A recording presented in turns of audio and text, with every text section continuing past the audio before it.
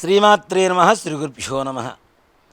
ఆంజనేయం మహావీరం బ్రహ్మ విష్ణు శివాత్మకం తరుణాక ప్రభో శాంతం రామదూతం నమామ్యహం. భక్తులందరికీ హనుమత్ జయంతి శుభాకాంక్షలు. హనుమత్ జయంతి హనుమత్ జయంతి అంటే విశేషంగా రెండుసార్లు చేస్తూ ఉన్నాం మనం. చైత్రశుద్ధ పౌర్ణమికి, అలాగే వైశాఖ బహుళ దశమి. మరి శాస్త్రంలో ఏం చెప్పబడింది? ముఖ్యంగా వైశాఖే మాసి కృష్ణాయాం దశమ్యాం మందవాసరే పూర్వాభాద్ర ప్రభూతాయ మంగళం శ్రీ హనుమతే. వైశాఖ మాసంలో అమావాస్య ముందు వచ్చేటువంటి దశమి, కృష్ణపక్షంలో దశమి రోజున, శనివారం రోజున, పూర్వాభాద్రా నక్షత్రంలో ఆంజనేయ స్వామి వారి జననం జరిగినట్లుగా ఈ మంగళాష్టకాల్లో ఉండేటువంటి ఒక విశేషమైనటువంటి శ్లోకం ద్వారా మనకు తెలుస్తూ ఉంది. అసలు ఆంజనేయ స్వామి వారి జననం మానవాళ్ళందరికీ కూడా ఒక వరప్రసాదం, ఒక వరం లాంటిది అని చెప్పాలి. ఎందుకు?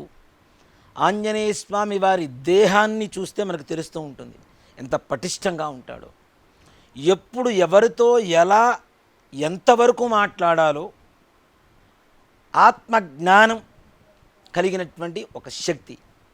ఆయనకి పూజ చేయడం ద్వారా మనకు కూడా బుద్ధిర్ బలం యశో ధైర్యం నిర్భయత్వ అరోగత అజాడ్యం వాక్పటుత్వంచ హనుమత్ స్మరణాత్ భవేత్. ఆంజనేయ స్వామి వారికి నమస్కారం చేస్తే బుద్ధి, బలం, యశస్సు, ధైర్యం, నిర్భయత్వం, అరోగతం అంటే అనారోగ్యాలు లేకుండా ఉండడం, అజాడ్యం బద్ధకం, వాక్పటుత్వం మనం ఏదైతే మన నోటి ద్వారా చదువుతున్నామో ఆ యొక్క వాక్కుని ఒక అస్త్రంగా అలాగే శాసనంగా మార్చేటువంటి ఒక శక్తి ఆంజనేయ స్వామి వారి పూజలోనే మాత్రమే దొరుకుతూ ఉంటుంది. మనం స్వామివారికి పూజ చేస్తూ ఉంటాం. ఓం ఆంజనేయాయ నమః, మహావీరాయ నమః, హనుమతే నమః, మారుతాత్మజాయ నమః అని ఒక లో పిచ్లో వాయిస్ ఏదైతే ఉంటుందో, అంటే తక్కువ స్థాయి మంత్రంతో మొదలు పెడుతూ ఉంటే మనకు తెలియకుండానే ఆంజనేయ స్వామి వారు మనలో ఆవహించి మన కంఠస్వరాన్ని అత్యంత వైభవంగా, అంటే ఆ కంఠం కూడా ఎలా ఉంటుంది అంటే నిజంగానే ఆంజనేయ స్వామి వారి అష్టోత్తరం చదివితే ఆయన గురించి ఆయన అష్టోత్తరం చేసుకుంటే ఇలా ఉంటుందా అనేంత స్థాయిలో ఆ గొంతు ఏదైతే స్వరం ఉంటుందో ఆ స్వరాన్ని పెంచుతూ ఉంటాడు ఆంజనేయ స్వామి వారు. అంత మహిమాన్వితమైనటువంటి శక్తి ఆంజనేయ స్వామి వారు. చిన్న పిల్లలు చూడండి, వాళ్ళను కూడా జై హనుమాన్ అనమంటే చిన్న పిల్లలు కూడా గట్టిగా అంటారు ఆయన చూసి. మరి మిగిలిన దేవతల దగ్గర అలాంటి కంఠస్వరం రాదు మనకి, కేవలం ఆంజనేయ స్వామి వారి దగ్గరే వస్తుంది. ఇక్కడ చిన్న పిల్లల దగ్గర నుంచి పెద్దవాళ్ళ వరకు కులమత భేద విచక్షణారహితంగా, ఓ మాటలు చెప్పాలి అంటే ముసల్మాన్లు ఎవరైతే ఉన్నారో వారు కూడా ఆంజనేయ స్వామి వారి పూజ చేసేటువంటి స్థాయిలో ఉన్న ఒక ఏకైక దైవం మన ఆంజనేయ స్వామి వారు. హనుమత్ జయంతి. మరి హనుమత్ జయంతి రోజున ఏం చేయాలి? ప్రొద్దున్నే నిద్రలేచి కాలకృత్యాలు నెరవేర్చుకొని ఆంజనేయ స్వామి వారికి పూజ చేయాలంటే ఆంజనేయ స్వామి వారి గురువుగారైనటువంటి సూర్య భగవానుడికి ముందుగా పూజ చేయాలి. అంటే ఆంజనేయ స్వామి వారు నవవ్యాకరణవేత్త అండి. నవవ్యాకరణాలను 9 వ్యాకరణాలు ఉంటాయి. అవి చదువుకున్న వాళ్ళు ఎవరన్నా ఉన్నారు ప్రపంచంలో అంటే ఒకటి బ్రహ్మదేవుడు, 2 రావణాసురుడు, మూడవ శక్తి దైవం ఎవరన్నా ఉన్నారు అంటే అది కేవలం మన ఆంజనేయ స్వామి వారు మాత్రమే నవవ్యాకరణవేత్తలుగా చెప్పబడుతూ ఉన్నారు. అలాగే భవిష్యత్ బ్రహ్మ, రాబోయే కాలానికి బ్రహ్మ కూడా, రాబోయే యుగానికి బ్రహ్మ కూడా ఆంజనేయ స్వామి వారే అనే శాస్త్రాలు చెప్తూ ఉన్నాయి. అలా సూర్య భగవానుడికి విద్యలు నేర్పించినటువంటి సూర్య భగవానుడికి పొద్దున్నే 6 గంటలకల్లా సూర్యోదయం సమయానికి అర్ఘ్యం అంటే చేతిలో నీళ్లు పోసుకొని ఆ సూర్య భగవానుడికి అర్ఘ్యం వదిలిపెట్టి సూర్య నమస్కారాలు చేసుకొని తదుపరి ఇంట్లో ఆంజనేయ స్వామి వారి పటాన్ని శుభ్రంగా తుడుచుకొని స్వామివారికి గంధంతో నుదుటున అలాగే హృదయంలో ఎవరుంటారు? ఆంజనేయ స్వామి వారి హృదయంలో సాక్షాత్ శ్రీ సీతారామచంద్ర స్వామి వారు కొలువై ఉంటారు. కాబట్టి స్వామివారి హృదయానికి బొట్టు పెట్టాలి, అలాగే పాదాలకి.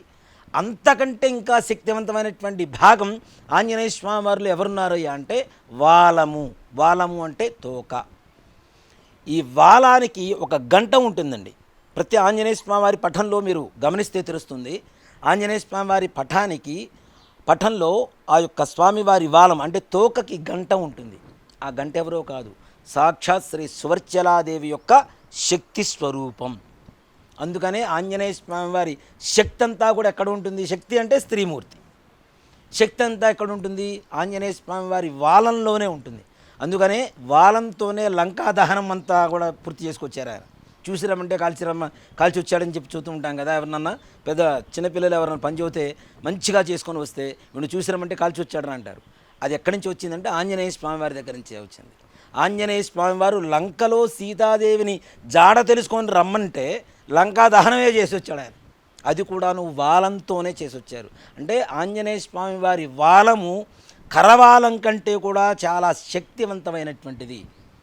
అందుకనే స్వామివారి తోక ప్రారంభం ప్రదేశంలో కూడా గంధం బొట్టు పెట్టి, మరలా ఆ గంట మీద కూడా ఆ గంధము కుంకుమ బొట్టు పెట్టి, స్వామివారికి సింధూరంతో చక్కగా నువ్వుల నూనె కానీ లేదంటే ఆవు నెయ్యిలో కానీ కొద్దిగా సింధూరం కలుపుకొని ఒక 27 తమలపాకులు తీసుకోండి.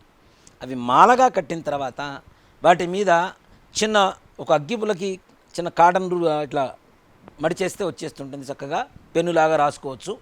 ఈ సింధూరంలో ముంచి ప్రతి తమలపాకు మీద కూడాను శ్రీరామ శ్రీరామ శ్రీరామ అనేటువంటి మాట రాస్తూ చక్కగా స్వామివారి రామతారక మంత్రాన్ని రాస్తూ ఆ యొక్క మాలని ఆ యొక్క స్వామివారి పఠానికి సమర్పించండి. స్వామివారికి ప్రీతికరంగా అష్టోత్తరం తమలపాకులతో పూజ చేయండి. 108 తమలపాకులు. మరి అన్నీ తెచ్చుకోలేము, వాటి రోజున ఖరీదు ఎక్కువగా ఉన్నాయి. కనీసం పుష్పాలు కూడా తెచ్చుకోలేము. కనీసం అక్షతలు కూడా ఎలా ఉండాలి అంటే సింధూరంతో అక్షతలు కలుపుకోండి. బియ్యంలో కొద్దిగా సింధూరం వేసి అట్లా కలిపితే చాలా మొత్తం చక్కగా సింధూర వర్ణం అయిపోతాయి. సింధూరం అంటే స్వామివారికి చాలా ప్రీతికరం, అందరికీ తెలిసినటువంటి విషయమే.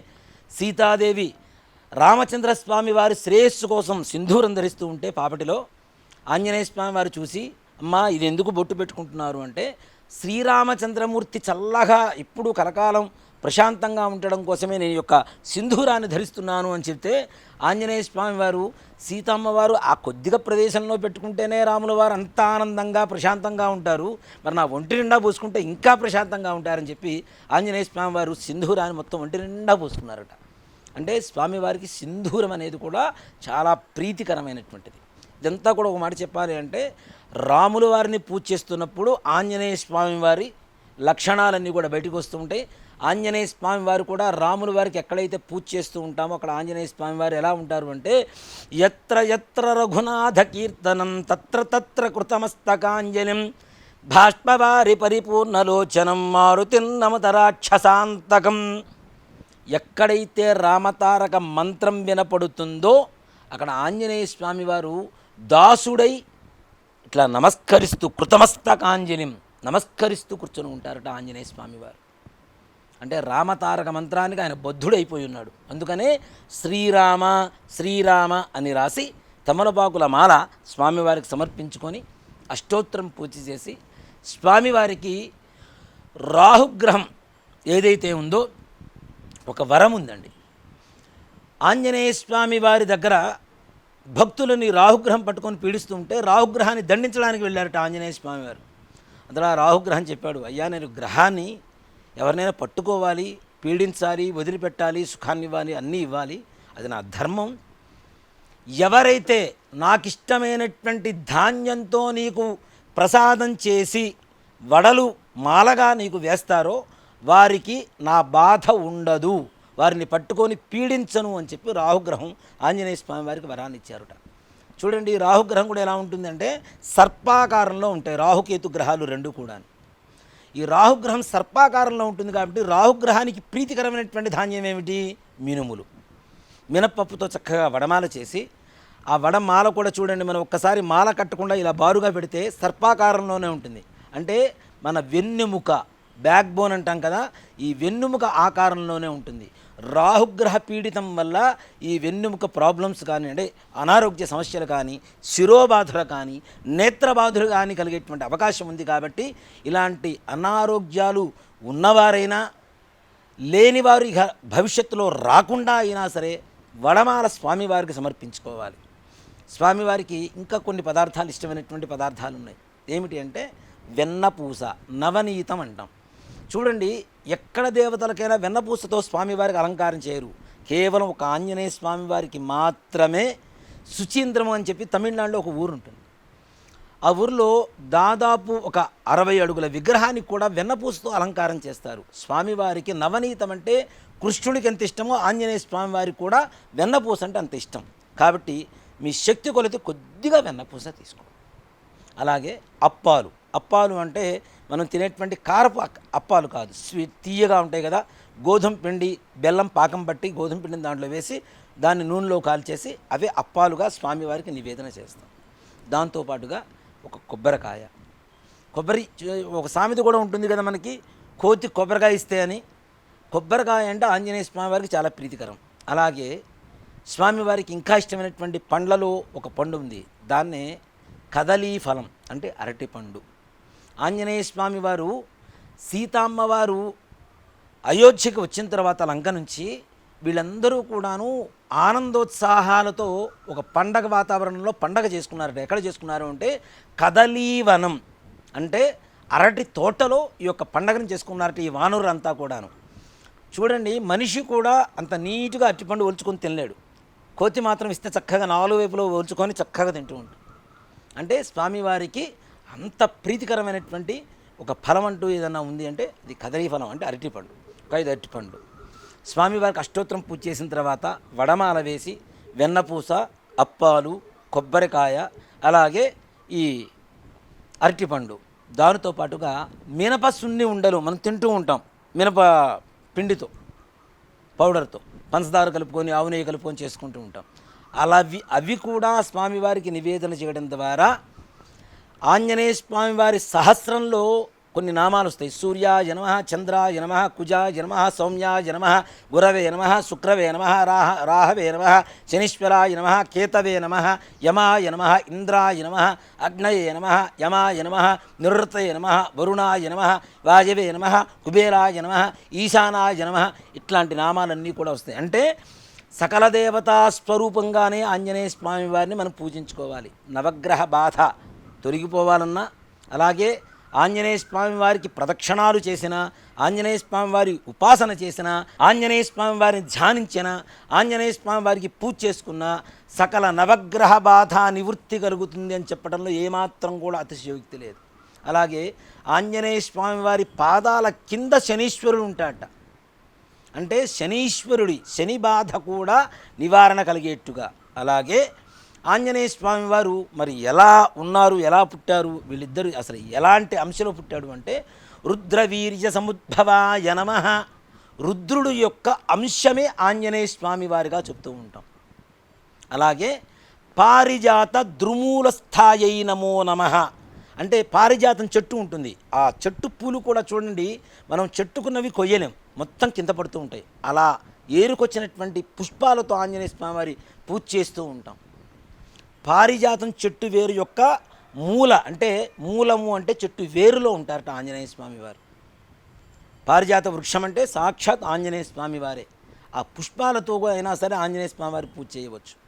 ఇలా పూజ చేయడం ద్వారా సకల బాధ, శత్రుబాధలు, రుణబాధలు తొలగిపోతాయి, సర్వ గ్రహ బాధలు తొలగిపోతాయి. అలాగే మనకు తెలియకుండా మన శత్రువులు చేస్తున్నటువంటి క్షుద్ర ప్రయోగాలు ఏవైతే ఉంటాయో అవి పోతాయి. అలాగే నరఘోషలు నివృత్తి కలుగుతాయి, ఆయురారోగ్య ఐశ్వర్యాభివృద్ధి కలుగుతుంది.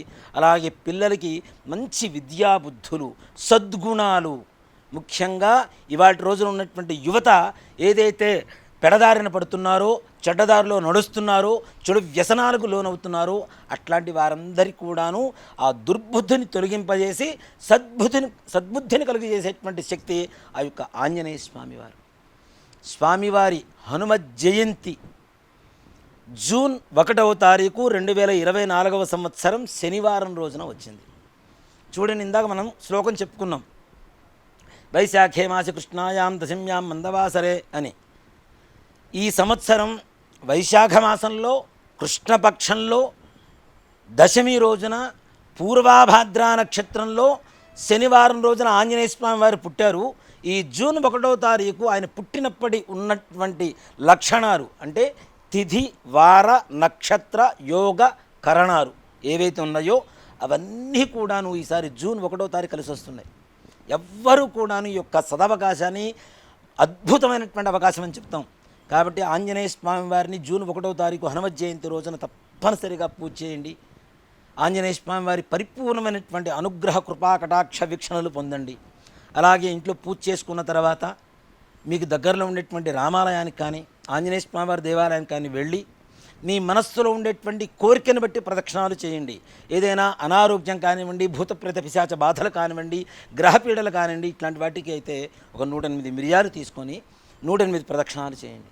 లేదు వివాహం కావాలి అనుకునేటువంటి వారు ఖర్జూర పండ్లతో చేయండి. మనోవాంఛ ఉద్యోగం కోసం కానీ వివాహం కోసం కానీ మనస్సులో ఎప్పటి నుంచో ఏదో కోరిక ఉంది, అది నెరవేరటం లేదు, నెరవేరాలి అంటే తప్పనిసరిగా ఖర్జూర పండ్లతో చేయండి.